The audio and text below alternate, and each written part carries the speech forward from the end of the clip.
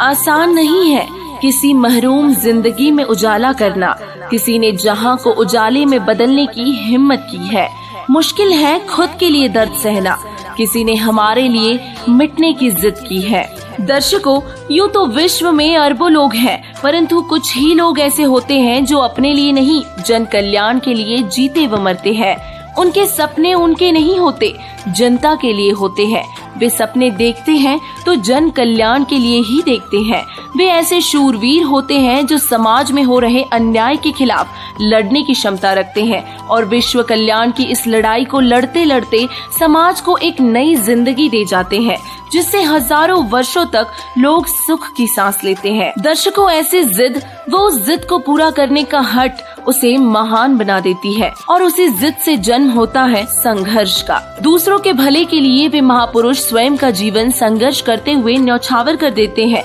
कुछ लोग सामाजिक सुधार के लिए संघर्ष की लड़ाई लड़ते हैं, तो कुछ महापुरुष सामाजिक सुधार के साथ साथ जनता के कल्याण के लिए अपना जीवन दांव पर लगा देते हैं। गुरु नानक देव जी, मीराबाई, कबीर जी, संत रविदास जी को कौन नहीं जानता। इन महापुरुषों ने जन कल्याण व समाज सुधार के लिए अपना जीवन संघर्ष करते, लोगों की गालियां सुनते हुए बिता दिया और इसी संघर्ष के दौरान गुरु नानक देव जी को जेल भी जाना पड़ा, मीराबाई को भी मौत से जूझना पड़ा और संत रविदास जी को समाज के ताने सुनने पड़े। संत कबीर अर्थात कबीर साहिब जी को तो लोगों ने कई बार जान से मारने का भी प्रयत्न किया। इतना कुछ होने के बावजूद भी इन महापुरुषों ने पीछे मुड़कर नहीं देखा और जिस उद्देश्य के लिए ये पृथ्वी पर आए थे, अपना उद्देश्य पूरा करके चले गए।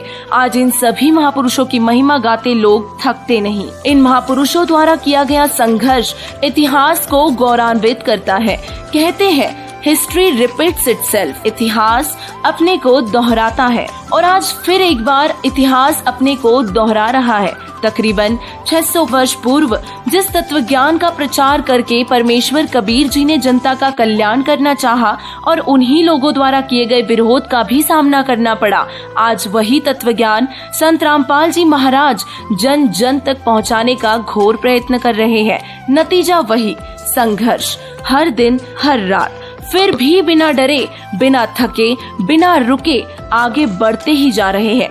संघर्ष की ये इतनी बड़ी दास्तां है जो मानव इतिहास में शायद ही देखने को मिलती है। एक ऐसी संघर्ष गाथा जिसने जीवन के हर पहलू को छुआ है। गांव धनाना, जिला सोनीपत, हरियाणा के बेहद साधारण किसान परिवार में जाट जाति में 8 सितंबर 1951 को जन्मे संत रामपाल जी महाराज एक साधारण जन की तरह ही अपने परिवार की जिम्मेदारी लिए हरियाणा प्रांत में जूनियर इंजीनियर के पद पर कार्यरत रहे। बचपन से ही आध्यात्मिक वृत्ति होने के कारण जगह जगह भगवान की खोज करते रहे।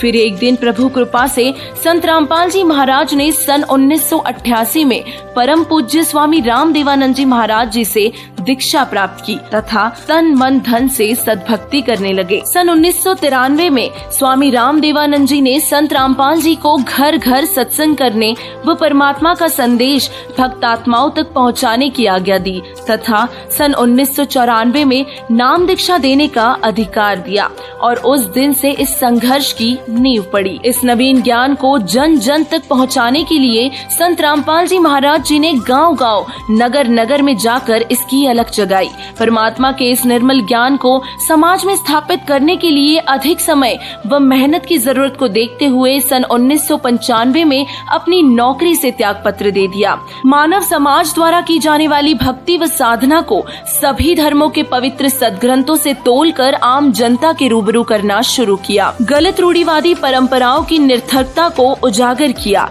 लोकवेद द्वारा की जाने वाली धार्मिक क्रियाओं को सदग्रंथों के माध्यम से व्यर्थ साबित किया और पूर्ण परमात्मा की वास्तविकता को सबके सामने रखा। सभी ग्रंथों को प्रोजेक्टर के माध्यम से खोल खोल कर जनता को उनसे परिचित करवाया, जिस कारण कुछ रूढ़िवादी लोगों ने ज्ञान का जवाब ज्ञान से न देकर हिंसा व निंदा का मार्ग चुना और संत रामपाल जी का विरोध करने लगे। संत रामपाल जी की शरण में आने वाले भक्त समाज को संत रामपाल जी महाराज जी द्वारा बताई हुई शास्त्र अनुकूल भक्ति से बहुत से शारीरिक, आर्थिक मानसिक व आध्यात्मिक जैसे चमत्कारी लाभ हुए, जिस कारण संत रामपाल जी महाराज जी के शिष्यों की संख्या भी बढ़ती रही। गांव-गांव, नगर-नगर में परमात्मा के तत्व ज्ञान को स्थापित करने के लिए संत गरीबदास जी महाराज जी के अमर ग्रंथ को घर-घर में स्थापित किया और संत रामपाल जी महाराज जी ने दिन रात पाठ व सत्संग किए।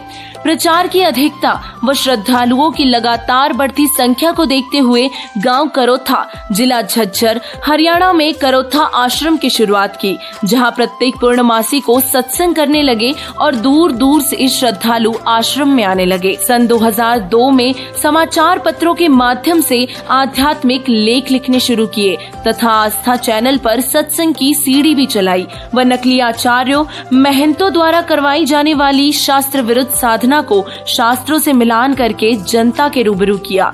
शिक्षित समाज ने ज्ञान को समझा और अपने शास्त्रों से मिलान करके ज्ञान को समझते हुए संत रामपाल जी महाराज जी की शरण में आने लगे व अपने पूर्व धर्म गुरुओं से प्रश्न करने लगे, जिस कारण तथाकथित आचार्य बौखला गए और जनता को बरगलाना शुरू कर दिया व संत रामपाल जी महाराज जी को आम जनता में बुरी तरह बदनाम किया और ऐसे ऐसे आरोप लगाए जिसे सुनकर व्यक्ति कांप उठेगा। उन स्वार्थी तथा कथित गुरुओं और संगठनों ने दबाव बनाकर आस्था टीवी चैनल से भी संत रामपाल जी महाराज जी के सत्संगों का प्रसारण बंद करवा दिया और अनेकों निराधार अफवाहें फैलाने लगे। परंतु फिर भी संत रामपाल जी महाराज परमात्मा का संदेश जन जन तक पहुंचाते रहे, इस तत्व ज्ञान को सुनाते रहे और शास्त्र विरुद्ध साधनाओं से भी अवगत करवाते रहे। संत रामपाल जी महाराज जी की बढ़ती लोकप्रियता व अपने अज्ञान को उजागर होता देख आर्य समाज के आचार्यों ने सन 2006 में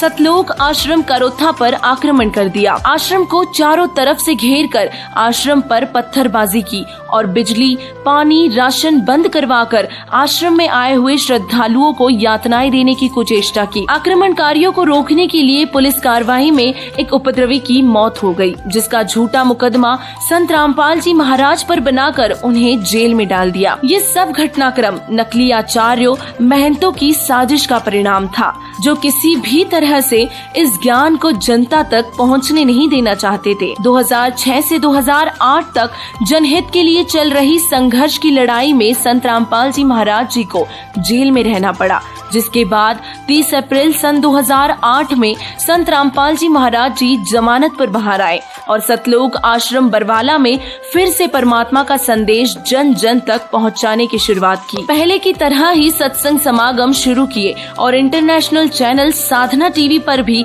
अपने तत्व ज्ञान का प्रसारण प्रारंभ किया, ताकि भ्रमित श्रद्धालुओं को अज्ञान के अंधकार से निकाला जा सके और सर्व सुख संपन्न करके उनका कल्याण किया जा सके। संत रामपाल जी महाराज जी ने जन कल्याण के लिए आध्यात्मिक ज्ञान चर्चाएं कर सभी धर्म गुरुओं को निरुत्तर कर दिया। संत रामपाल जी महाराज जी ने हर घर तत्व ज्ञान पहुंचाने के लिए बहुत सी पुस्तकें भी लिखी, पुस्तकों को अपने प्रचार का हथियार बनाया व घर घर जाकर पुस्तक वितरण करना शुरू कर दिया। बहुत ही तीव्र गति से घर घर परमात्मा का संदेश पुस्तकों के माध्यम से पहुंचने लगा, मानो ज्ञान का तूफान आ गया हो। संत रामपाल जी महाराज जी की पुस्तकों ने हर दरवाजे पर दस्तक दी और देखते ही देखते लाखों भक्त संत रामपाल जी से जुड़ते चले गए।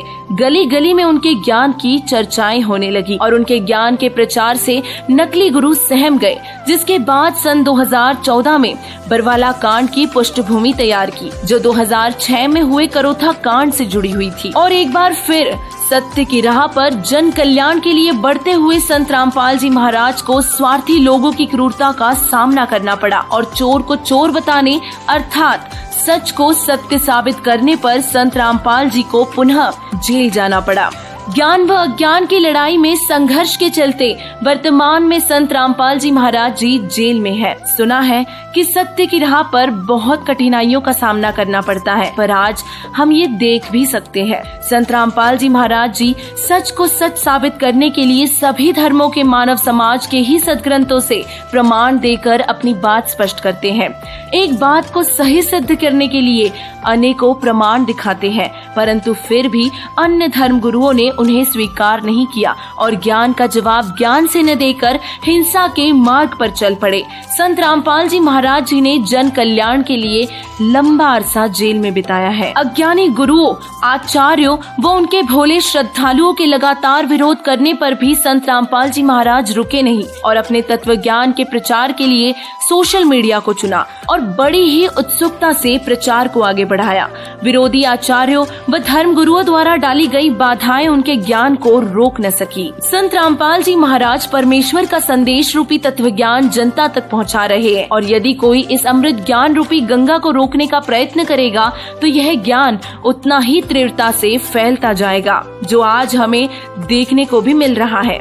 आज केवल भारत ही नहीं बल्कि पूरे विश्व में संत रामपाल जी महाराज का ज्ञान पहुंच रहा है। बहुत से श्रद्धालु दिन प्रतिदिन संत रामपाल जी महाराज से नाम दीक्षा लेकर इस जन कल्याणकारी मिशन से जुड़ते जा रहे हैं। संघर्ष की ऐसी गाथा शायद ही इतिहास के पन्नों में दर्ज हो जिसने जीवन के हर पहलू को छुआ हो, चाहे वो सामाजिक हो, आर्थिक हो, राजनीतिक हो या आध्यात्मिक हो। संत रामपाल जी महाराज आध्यात्मिक ज्ञान के प्रचार के साथ साथ समाज सुधार में भी बड़ा योगदान कर रहे हैं। जिनकी दुकानें बंद हो रही हैं, वो आज भी संत रामपाल जी महाराज जी के जन कल्याणकारी मिशन में अवरोध पैदा करने की कुचेष्टा कर रहे हैं, परंतु संघर्ष का ये क्रम लगातार जारी है। कबीर भगवान का ज्ञान तो सर्व वेदों का निष्कर्ष है, तो कबीर साहब के ज्ञान से तो उसको मिलना कहा था, वो तो वेदों से ही मेल नहीं खाया। तो दास ने इतना कहा था, भाई इसको छोड़ दो। उनके हित में कहा था, कोई उनसे हमने उनका कोई संपत्ति प्राप्त नहीं करनी थी, सिर्फ रास्ता दिखाना था कि अभी तक आप गलती पर हो और ये गलत मार्ग है। महर्षि दयानंद को वेद ज्ञान नहीं था, आप वेद को सच्चा मानते हो, वेद में देख लो। अब आम जनता जो आर्य समाजी है वो कौन है? हमारे भाई हैं, बहन हैं, मामा और बुआ के भाई बहन बेटियां हैं। लेकिन ये दुष्ट लोग हैं जो आचार्य, ये अपने स्वार्थवश उन्होंने ये सोचा कि यदि हमारे समाज के व्यक्तियों को इस सच्चाई का पता लग गया, सारे रामपाल के पास चले जाएंगे, इनका कल्याण हो जाएगा और तुम्हारी दुकान बंद हो जाएगी। ये उद्देश्य लेकर उन्होंने जुल्म ढा दिया। तो ये लोग कभी तैसी नहीं हो सकते, आज तक नहीं हुए, ये लोग स्वार्थी। और दास ने परमार्थ में शीश दे रखा है, जेल चाहे जान जाओ, जेल की तो बात क्या है, पर इसको ऊपर लाकर छोड़ूंगा। मालिक का साथ दास के है, सच्चाई को ऊपर लाऊंगा, पूरा विश्व का कल्याण होगा।